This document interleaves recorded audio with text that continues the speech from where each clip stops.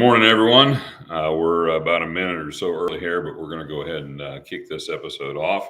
So, Lance Tarchioni here with you on Ask the Agronomist on Thursday, September 7th, I believe. Beautiful late summer, fall-ish feeling morning today. Nice to get out of the recent heat and get into some more pleasant weather.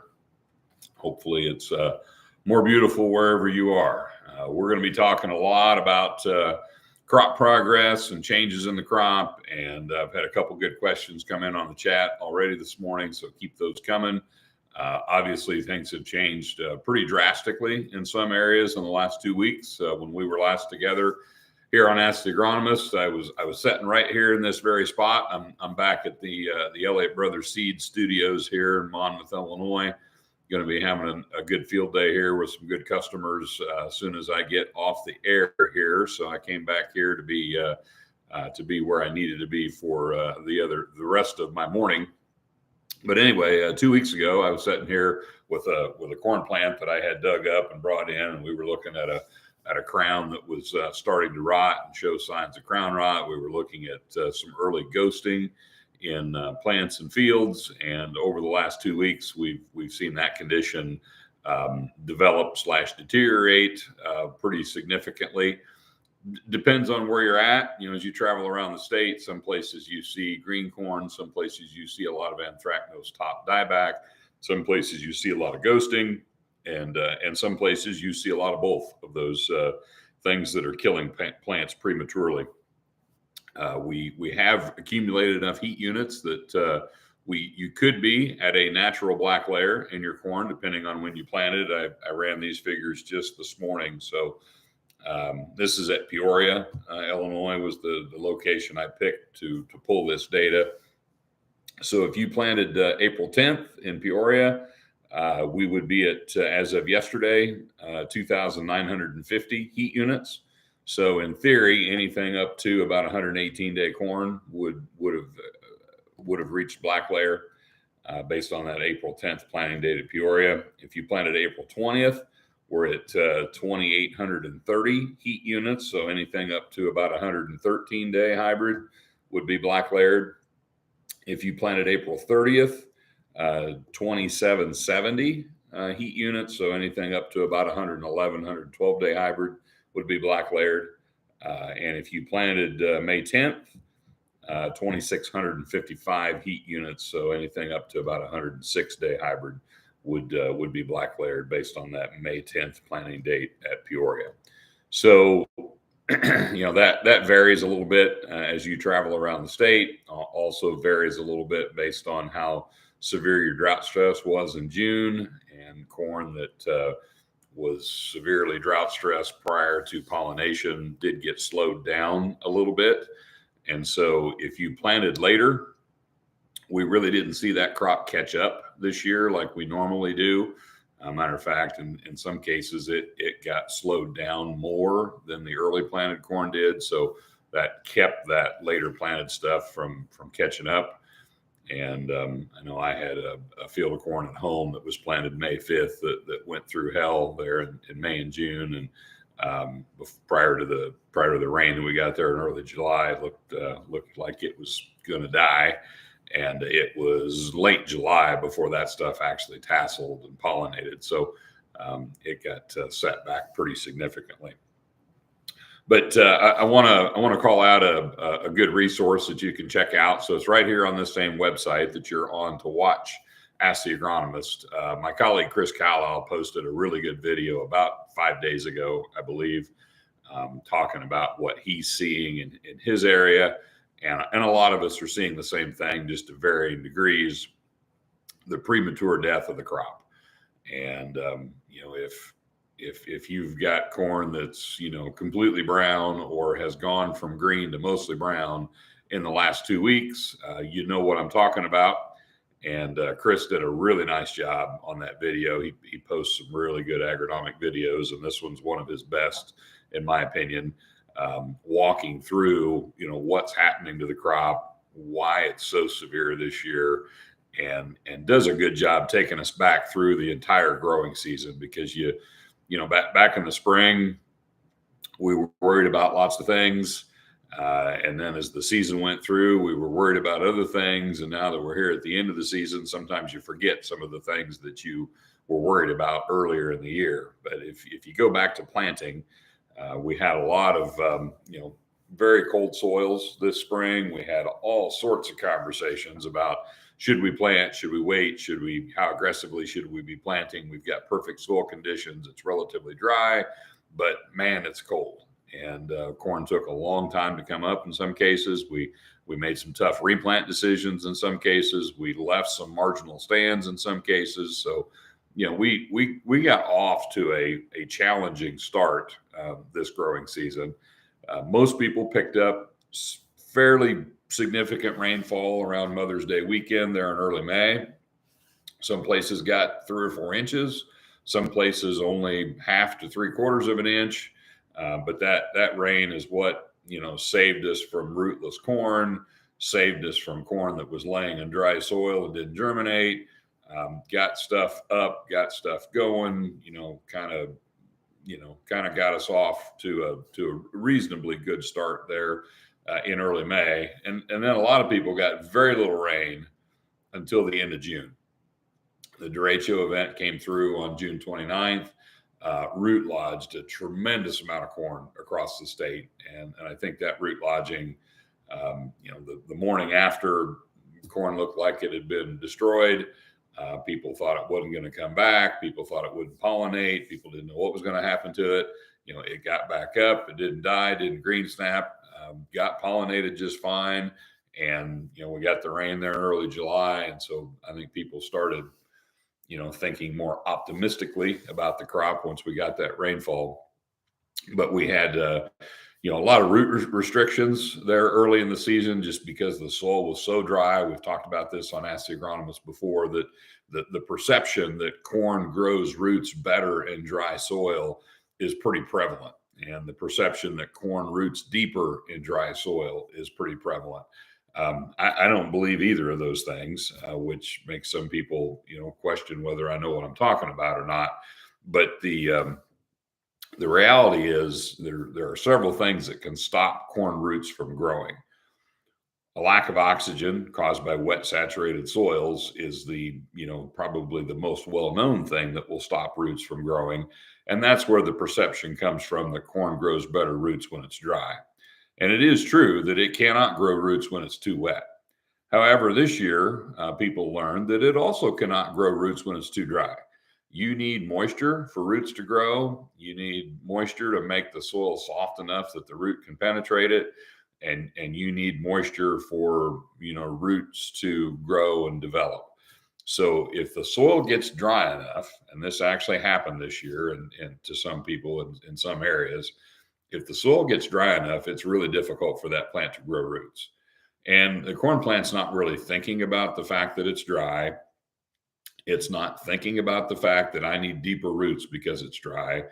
It just grows roots until it can't grow roots, or until its roots reach the size that is genetically determined by that plant, or reaches some sort of restriction in the soil that it can't grow through.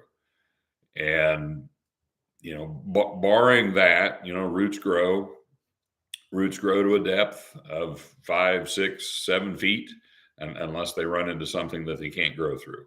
But this year we had a lot of roots that were kind of trapped in the seed trench. We had a lot of mohawk hatchet roots. If you were digging roots this summer, you would think everybody planted their corn in the mud, and almost nobody planted corn in the mud this year.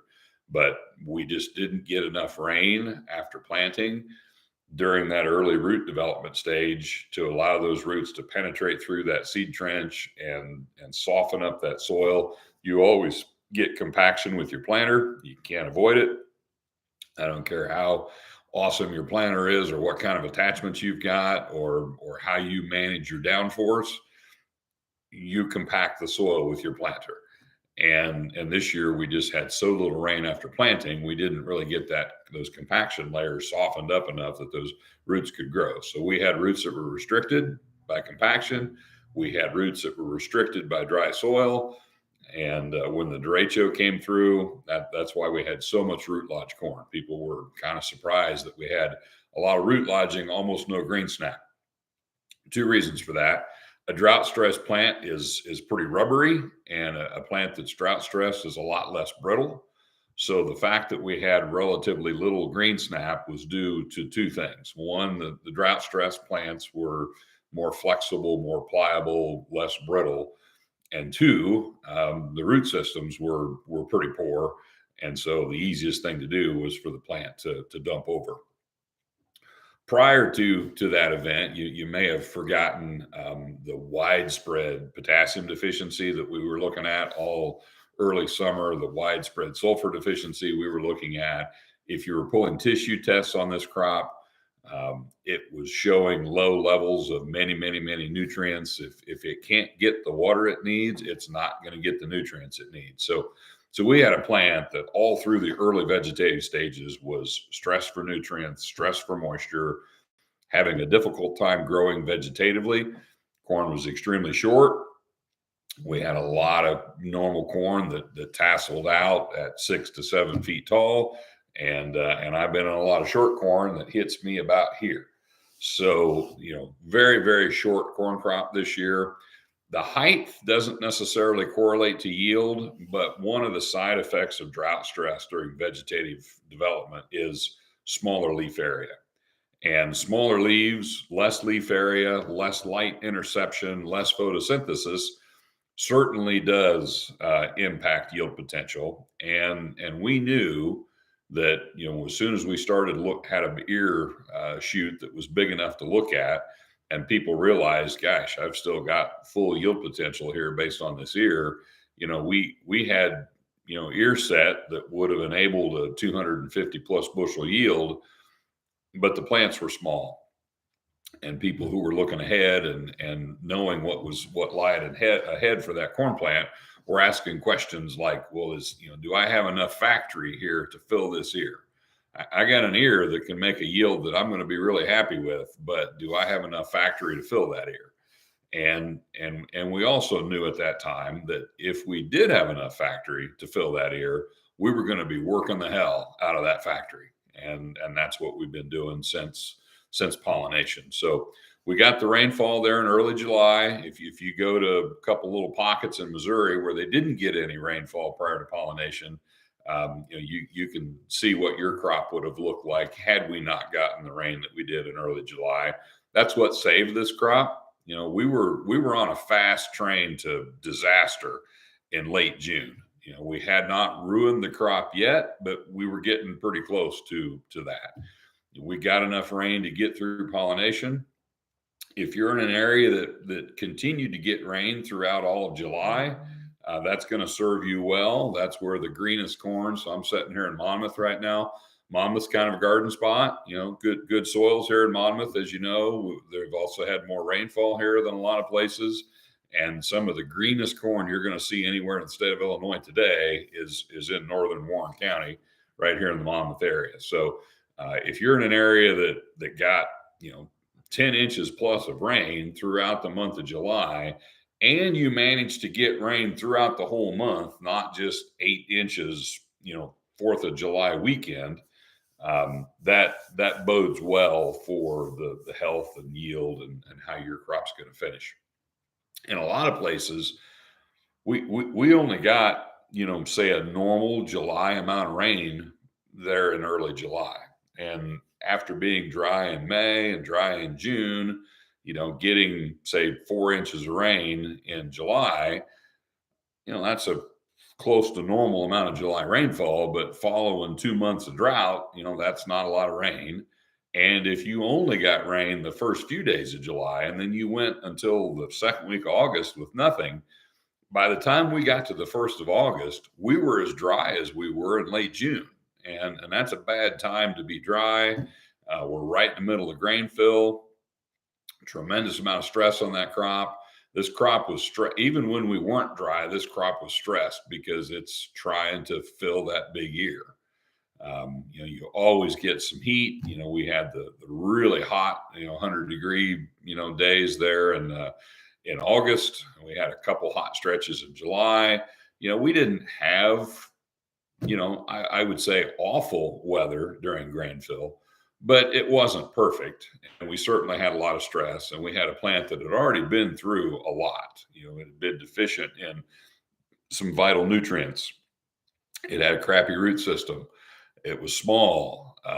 It had root lodged in some cases. And so, the plants really had a tough year. And where the toughness of the year starts to show up is during grain fill. And, if you have a low stress grain fill period like we did last year, so in 22, it looked like the crop was going to live forever. We had a nice, cool, grain fill period. We had a long, slow grain fill period. We ended up with some really big, really deep, really heavy kernels, and that really, helped us make the most out of the crop of 2022. Unfortunately, 23 is ending more like 21 did, where the crop dies rapidly, where the crop dies prematurely, and where the yield is, in some cases, going to fall short of expectations just because the plant could not finish the way it wanted to. If your plant dies 2 days before black layer, not a lot of harm done there. Going to have poor stalk quality. Anytime a plant dies before black layer, it's guaranteed stalk's going to be crap. So just expect that. Don't be surprised. Just assume it, and then occasionally maybe you'll be pleasantly surprised when the stalk is not crap. But if a plant dies before black layer, that means it was going through hell, basically. Plants don't die prematurely for no reason. And before they die prematurely, they cannibalize any resources they can remobilize out of the stalk, out of the ear shank, out of the leaves, out of anywhere they can rob it from in the plant to try to get that kernel developed, basically survive to black layer. So the more prematurely you die, the worse the stress was, the bigger the yield loss is, the poorer the stalk quality is going to be. So I've been in fields that died probably 3 weeks before black layer. There are fields that will die 3 days before black layer, and there are fields that will not die before black layer, and they're probably going to be the best corn. This is going to be one of those years where I wrote this down so I wouldn't forget it. He who lives wins. So we are not necessarily measuring yield potential this year. We are not measuring genetic yield potential this year. If you die prematurely, you're going to lose yield. And if you don't die prematurely, you're going to achieve the yield that you were destined to achieve. And in many cases, a lower yielding hybrid that does not die prematurely will out yield a higher yielding hybrid that does die prematurely. It's really difficult to have such a huge yield advantage as a hybrid. If you were going to win by 50 and you died early, maybe you still win by 10 or 20. But if you were going to win by 10 and you die early, you end up losing by 20 instead of winning by 10. So it kind of depended on how far ahead were you in the first place. And it'll be interesting to watch things as harvest rolls in. I've got some early harvest results already. Some of them are, pretty impressive given what we've been through. There's been some 250 bushel corn harvested in the state already. There's also been some 130 bushel corn harvested in the state already. And most fields will have 230 or 250 and 130 bushel corn in the same field. I was talking to a friend of mine, a high management producer from Greene County, 20-inch rows, does things right. And he was in corn that was ranging from 18 to 28% moisture and from, like 150 to 250 yield in the same field. Not surprisingly, where the wet corn was, that's where the high yields are. And where the dead dry corn is, that's where the low yields are. In his area, he'd gotten enough rain that the lighter soil in the field was out yielding the darker soil in the field because the plant health was better on the light soil. Some of the pathogens that lead to crown rot are really favored by high organic matter soil. And we've seen that in previous years. I don't know if we're going to see it as much this year because in some places, the disease may have ruined the crop on the best ground, and the drought ruined the crop on the lightest ground. So it might end up being kind of a tie there. We thought the good ground was going to be way better, and if it stays healthy, it will be.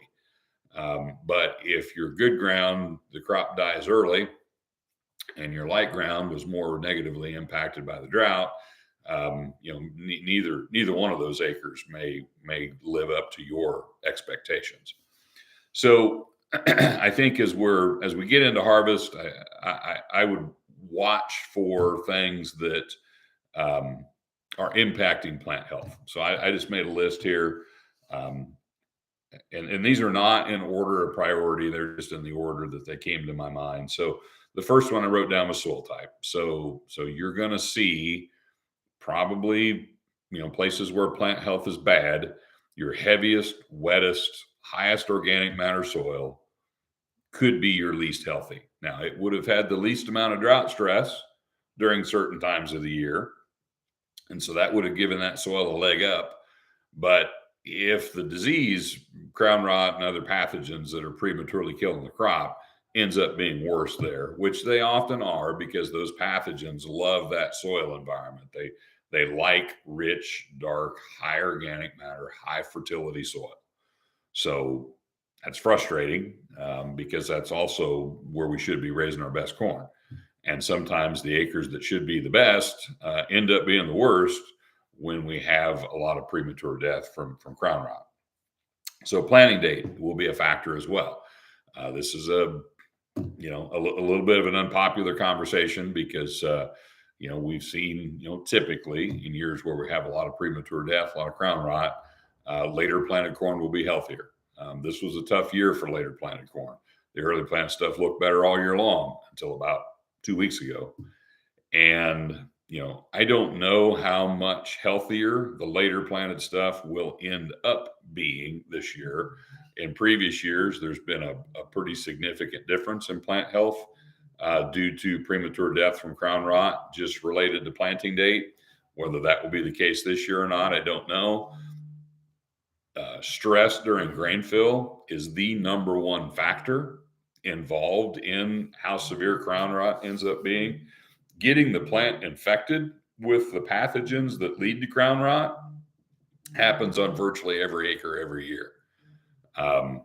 Having the stress to challenge that plant, stress that plant, damage that plant is what really causes that infection to flare up in the root system and kill that root system prematurely. And once your roots are dead, it really doesn't matter anything else because the plant's dead at that point. So this year we had a lot more drought stress on the light ground. We had less drought stress on the good ground.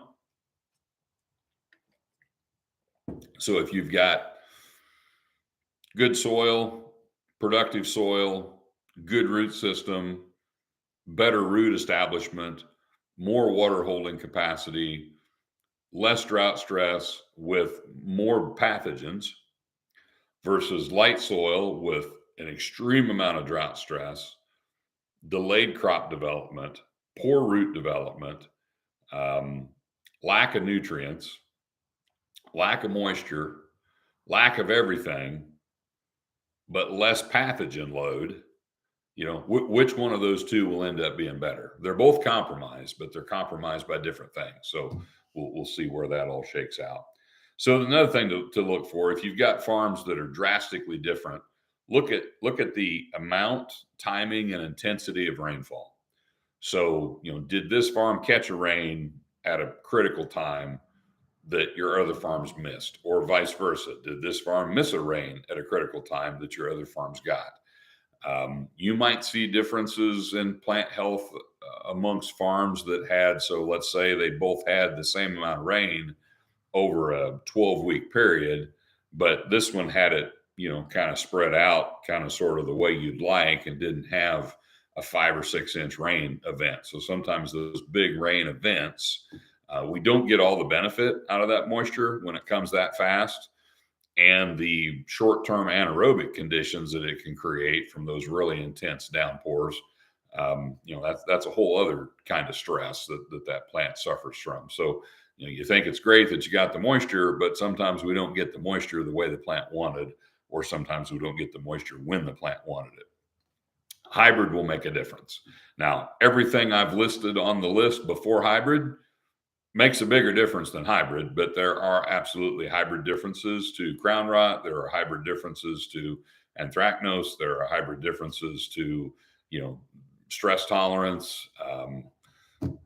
There may not be the perfect hybrid for, a given situation, because, if you had really great crown rot tolerance and no drought tolerance, that's probably not going to end up very good. And vice versa, if you had great drought tolerance but no crown rot tolerance, that's probably not going to end up very good either.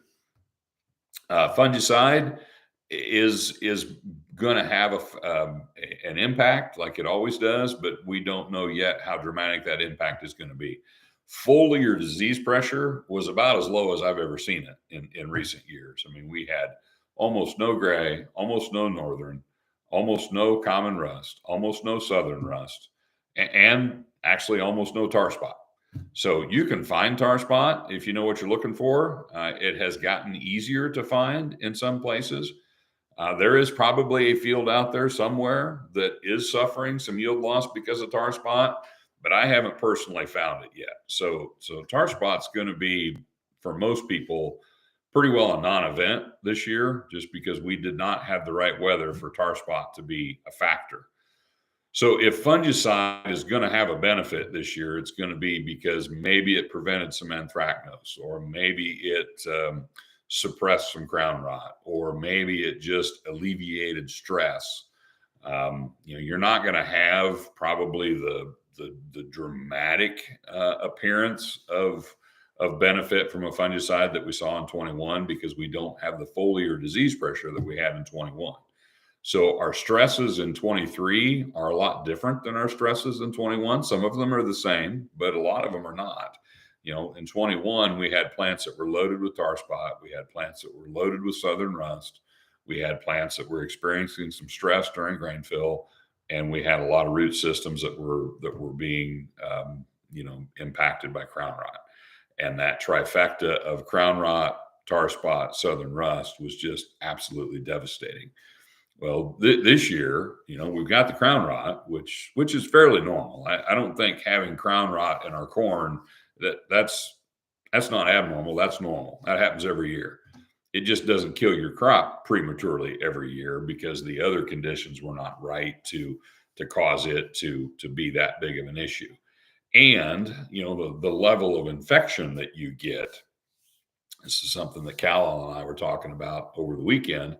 And it might be the reason why a lot of these in-furrow treatments and early season treatments and seed treatments and a lot of these things that we've evaluated to see how much of a benefit they have in controlling crown rot haven't shown to be significantly beneficial in controlling crown rot, because, maybe they reduce the amount of infection that you get in the root system.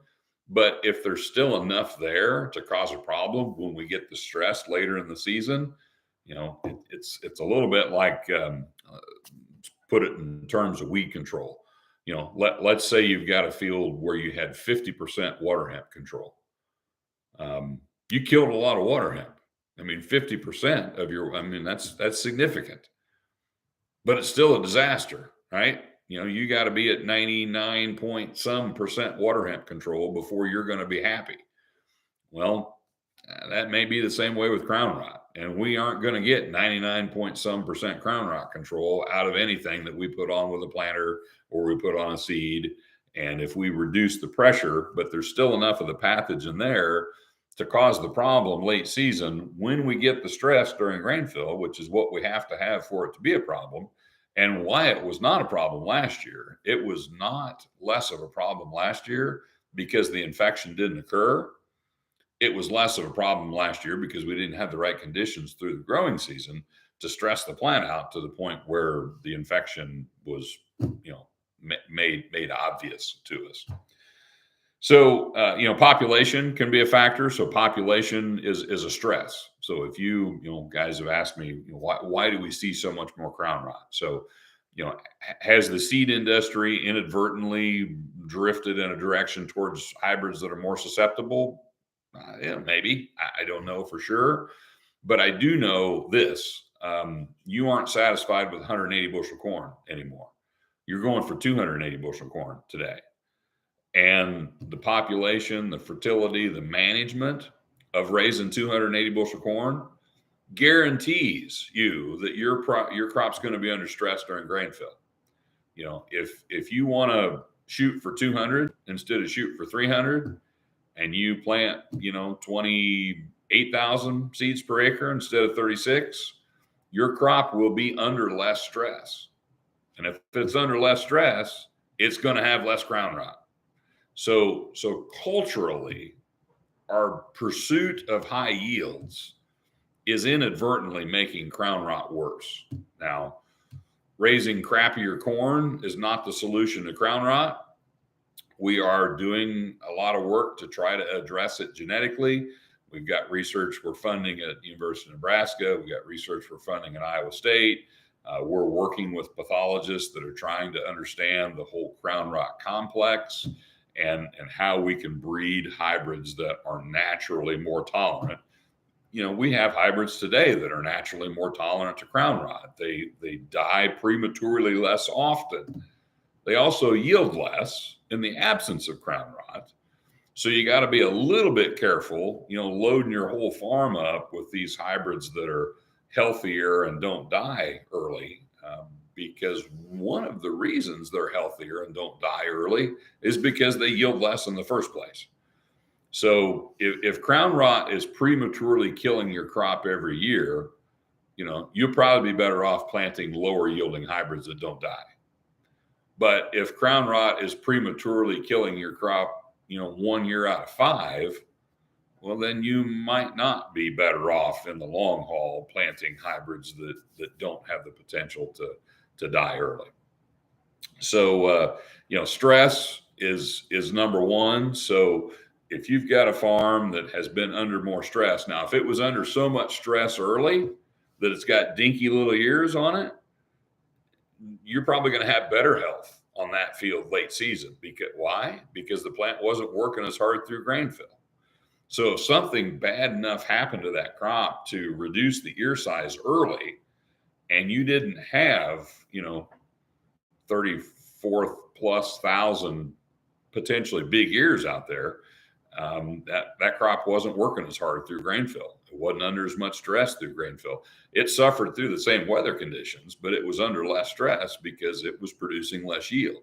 So there is absolutely a correlation between yield and stress.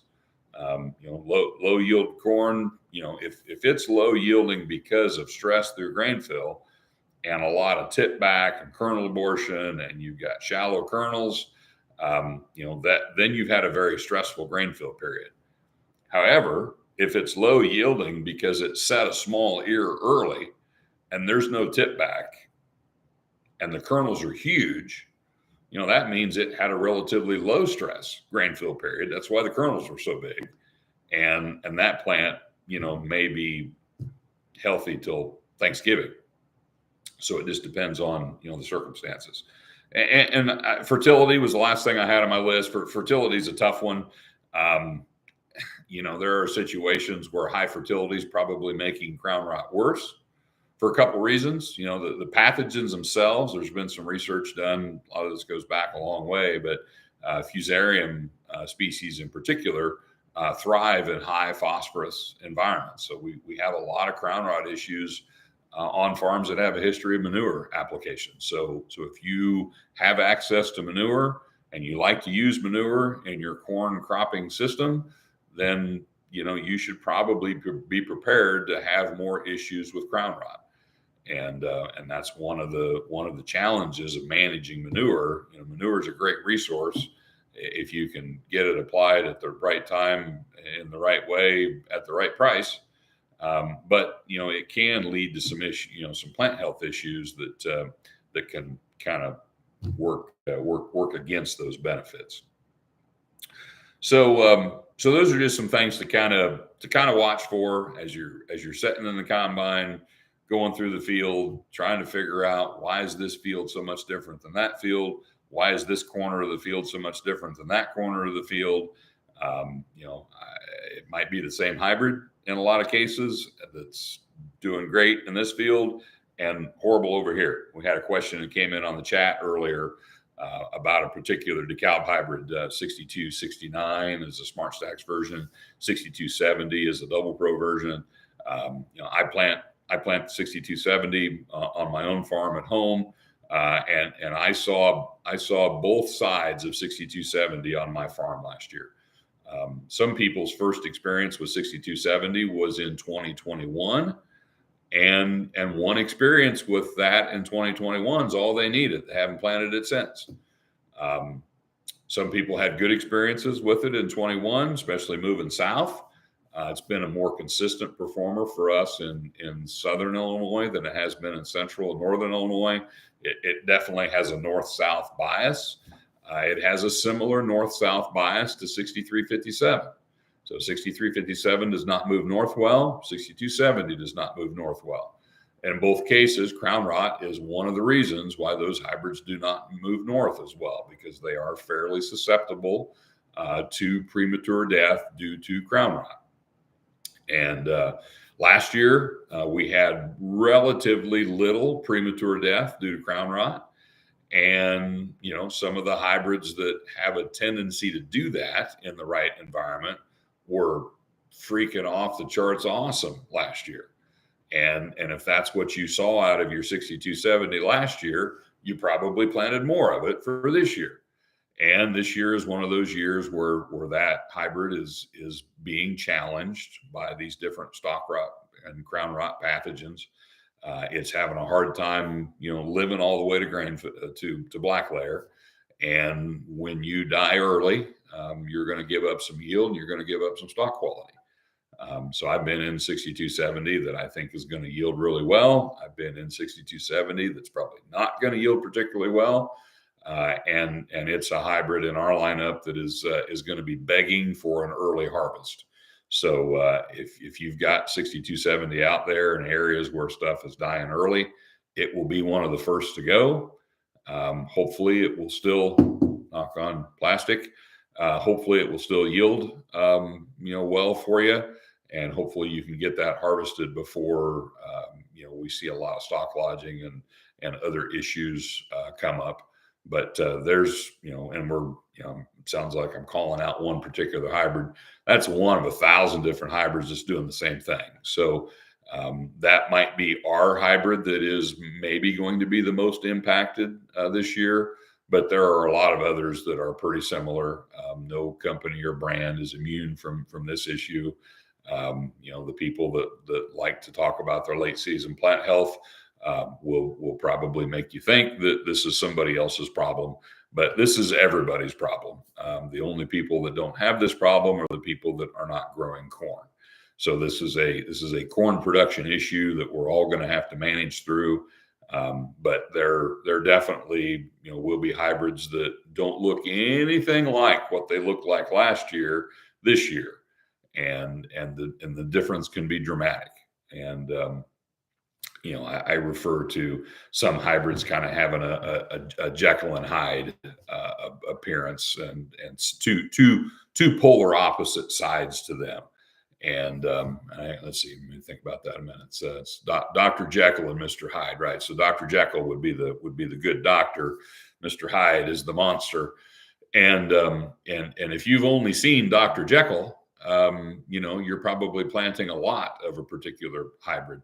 If you've seen that hybrid's Mr. Hyde, you're probably either not planting it anymore, or you're just planting very little of it. And those Jekyll and Hyde appearances are going to be numerous in a year like this. And in my line of work, you get to see both sides of all hybrids. and some of those hybrids that have the tendency to be visited by Mr. Hyde more frequently than others, will struggle in some cases this year.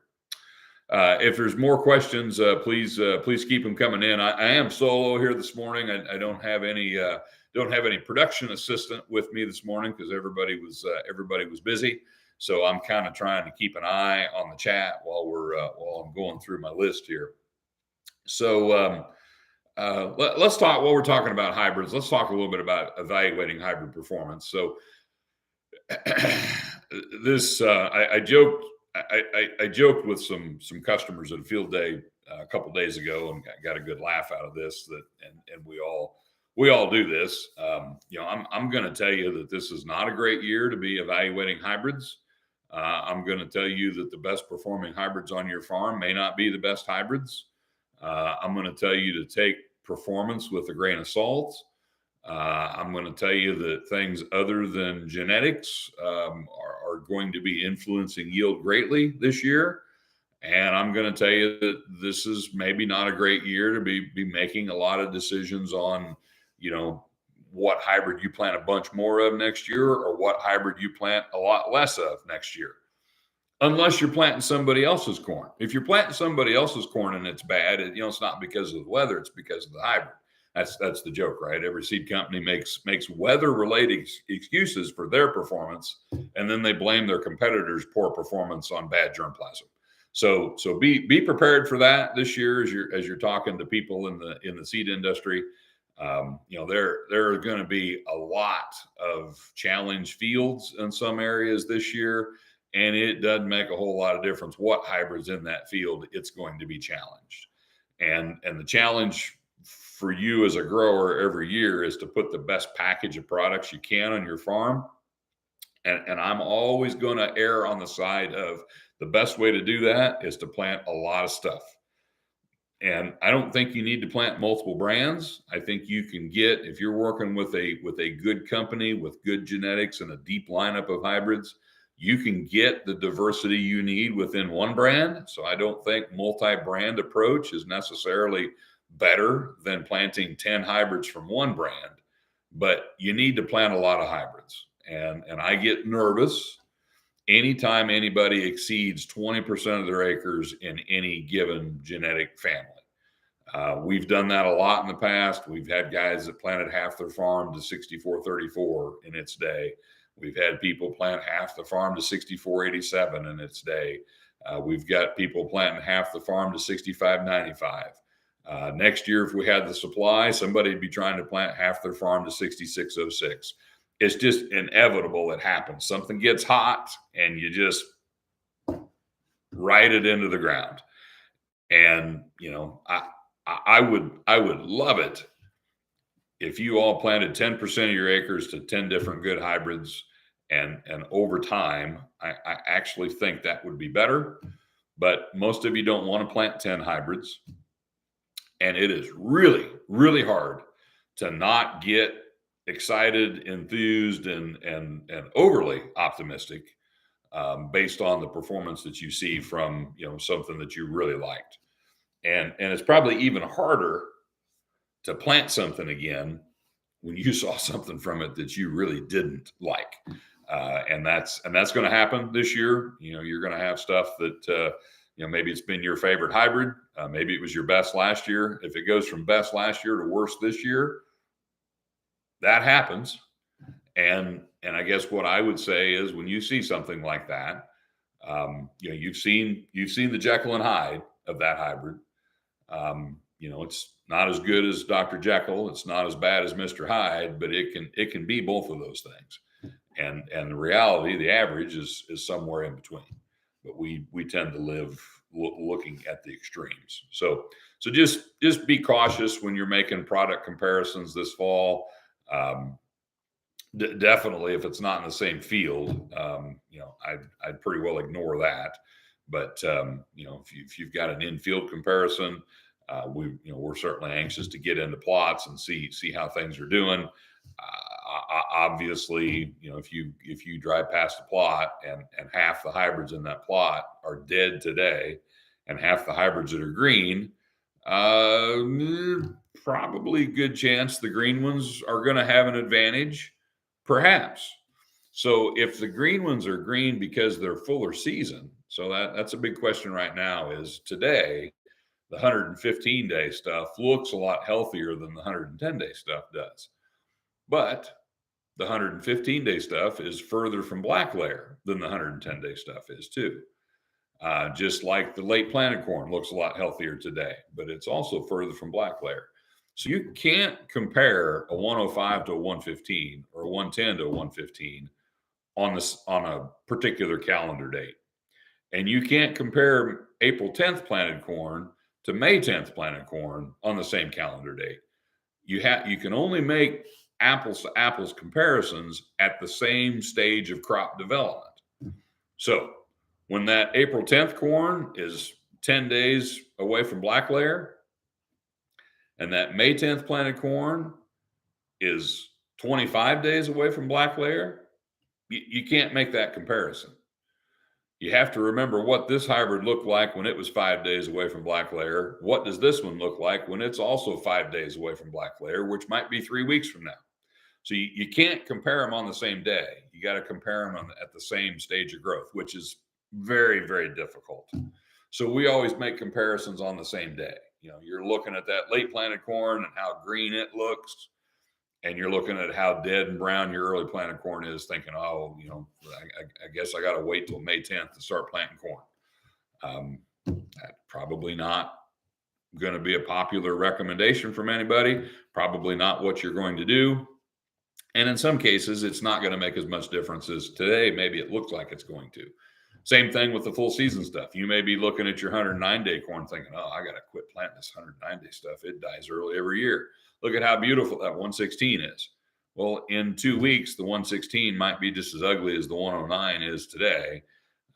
So maturity and planting date can kind of play tricks with your mind a little bit. Because you're not comparing apples to apples as far as stage of growth. If you're going to make plant health comparisons, you have to be at the same stage of growth, and it's awfully hard to know when you're at the exact same stage of growth, and they're never going to be at the exact same stage of growth at the same time. So you can't make that side by side comparison that you want to. Now the yield will ultimately be the final arbiter of which one handled it better, but it's really tough to make those visual comparisons. Let's see what else. Let's talk about soybeans a bit. We've been pretty well corn focused here, typically being focused on corn in central Illinois. Won't get you in too much trouble with farmers because everybody has a bit of a corn bias. Some people take their corn bias to the extreme and have a bit of a problem. Other people just like corn a little better than beans. But anyway, I'm not a soybean hater, so we're going to spend a little time giving some love to soybeans. So they're not immune from problems either. So you can see plenty of sudden death in soybeans in areas where we had bountiful rainfall in July and August. You can even find some white mold in soybeans. You can find some lodging in soybeans, especially in overplant areas and heavier ground and higher populations. So we're seeing a little bit of premature death in beans. Nothing severe. Tended to come in fairly late, and I'm hoping that the fact that the sudden death showed up, I'd say about 3 weeks later than normal, means that it's going to impact yield less than normal. Now, when I say less than normal, that doesn't mean it's not impacting yield. But when I've been in fields looking at, some moderate SDS, we've got plump, full pods in a lot of cases on those plants, not all of them, but some of them. So if the plant died tomorrow, it would make some yield. And if the dead parts of your soybean field are making 45 or 50 instead of 0 or 10, that's not going to drag your yield average down as fast. So I'm hopeful that if the majority of your bean field can live a normal life, and we are starting to see our early planted early beans are turning. Some cases they're turning with the help of some diseases, which is fairly common these days in soybeans. It seems like it's pretty rare if you see a field of beautiful yellow soybeans and just turning naturally and just kind of go from green to slowly into that bright, brilliant, pretty yellow. And then those leaves and petioles fall off, and you've got that perfect field of soybeans there drying down, ready, working towards harvest. Usually it doesn't happen that way. Usually the field is maturing / dying, and you got some brown spots, and you got an area over here where they're dead, and you got this area where they're still green, and that's kind of more of a typical maturity situation on soybeans. But if the field stays relatively healthy, I've seen some of the crop tours weren't overly optimistic with soybeans. I personally think pod count looks pretty good in my area. I've seen some beans that are potted as heavy as I've ever seen any bean potted, and if they can fill properly, I think soybeans could be really good. I think there'll be some disappointing beans as well where they don't fill properly, and the August weather has not been. I wouldn't say we've had a great soybean August. We've had most people have had more than normal rainfall in August, and a wet August is supposed to be good for beans, right? And a wet August is better than a dry August would be. But we had a wet August because of heavy rains that we received early in the month, and then most people haven't had anything since. And we really could have used one more good soaking rain at the end of August. If your soybeans haven't started to turn yet, they are still filling pods. They are still making yield. As soon as they start to turn, at that point, rain would be of no benefit to them. But if they're not starting to turn yet, they would still benefit from some moisture. If you've got good soil, if you got 6 inches of rain in early August and you've got healthy roots, those soybeans probably got plenty of moisture. If you've got lighter soil, you only receive 3 inches of rain in early August, or you've got some plant health issues in your beans, they're under stress, they're losing yield, they're going backwards, they're not going to be all they could have been just because it was too dry. We were at a field day here in Monmouth on Tuesday, and a little mini derecho came out of nowhere. There's no such thing as a mini derecho. I just made up that term. And we had to lash the tent to a pickup truck to keep the tent from blowing away. And a little storm rolled through. I had 3 tents at home, enough to mess up my beautiful 4th cutting alfalfa hay that we were supposed to be square baling that afternoon. Still haven't got that off the ground, by the way, because yesterday wasn't a good hay day either. So one of these days I'll bale that stuff up and we'll grind it and mix it with some gluten this year, and it'll taste a hell of a lot better than a snowdrift. The cows will love it. But the square baling part has been nixed. It's just going to get round baled now. So anyway, I digress. But their little storm cell came through there Tuesday. I had one bean farm that caught 6 tenths, planted to 3/8 and 3/9, super healthy, green, beautiful. I mean that might have been a 5 bushel rain to that particular field. So if we could have caught some more rain in late August, early September, I think that would have really benefited, especially the later planted fuller season beans. The stuff that's starting to turn already, it may or may not have benefited from some additional rain, but we'll see. Soybeans are the only way I yield check soybeans is with a combine and a scale. I don't do yield checks in soybeans. Occasionally I'll count pods. I like to find 4 bean pods. I like to see a lot of pods, and I like to see 4 bean pods. And if I see what looks like a lot of pods, and it's fairly easy to find some 4 beaners, usually that tells me that that's going to be a good field of beans, and that's about as far as I'm going to go with it. We'll let the combine figure out what the beans are going to yield. So looks like had another question come in here. So Ep20, some soybeans started to die, drop leaves from top. Is that premature death? So yeah. So Pete, good question, and I kind of stumbled around that. I didn't know you had asked that question, but yeah, if if soybeans mature healthily and they're not being killed by some disease of some sort, um, they're going to go from green gradually to yellow. They're going to drop those leaves, and you'll probably never really see brown leaves on a bean.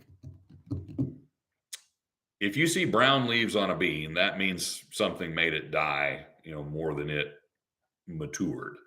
And it's fairly common to get a combination of that. You've got some yellow and you got some brown, and that's kind of that bean is senescing. It's working towards maturity.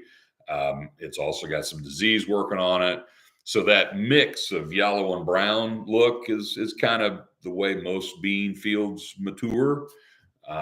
Believe it or not, you might have seen the video or the interview that I did with Alex Harrell, who's the young man from Georgia that just set the new world record bean yield with an Asgrow bean, by the way. So if you want to do what the big boys do, plant Asgrow Extend Flex.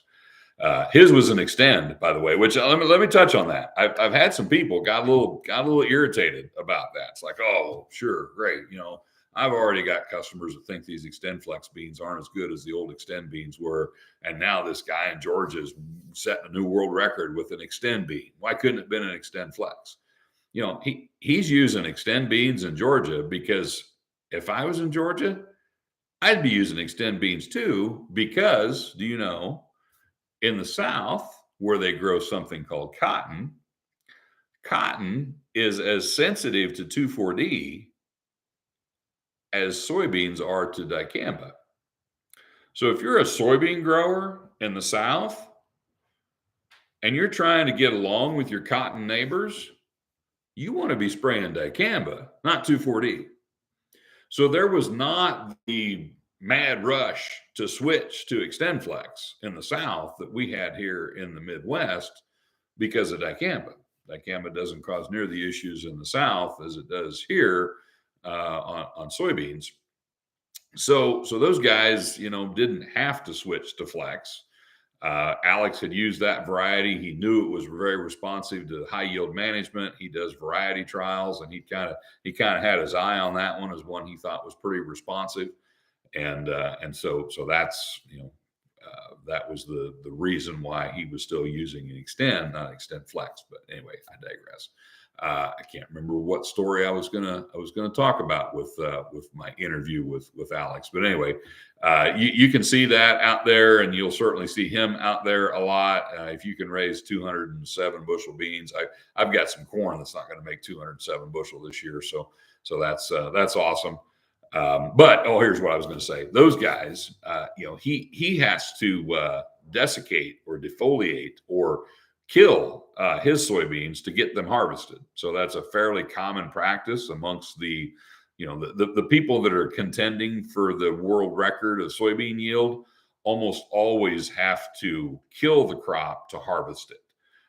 Part of that is because they want to harvest it timely. And soybean, the grain is all on, and in healthy beans, the grain is always ready to harvest before the plant is.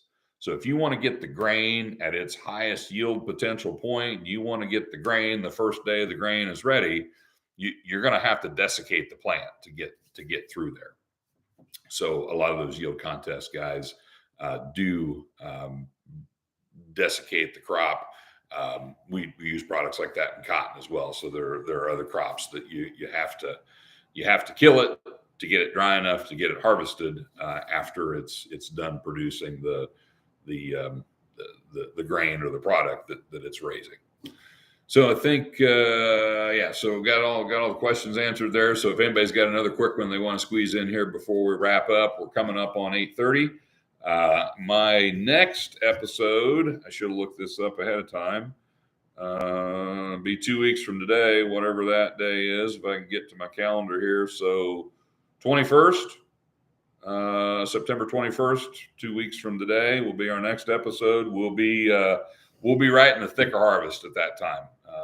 I think a lot of people probably, will venture out over the next week, 10 days, get after some early corn, get after some of the stuff that's dying early, get after some of this root lodge corn. If you've got severely root lodge corn, the plant health issues that we're seeing are probably even worse in the root lodge corn.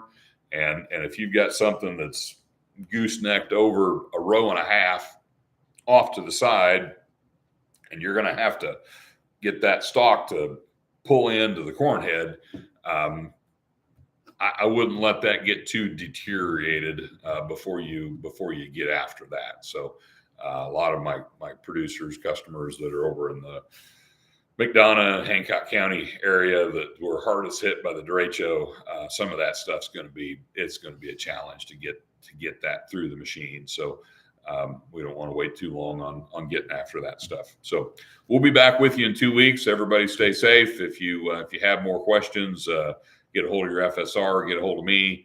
Appreciate the questions today, and we'll see you in 2 weeks. So take care.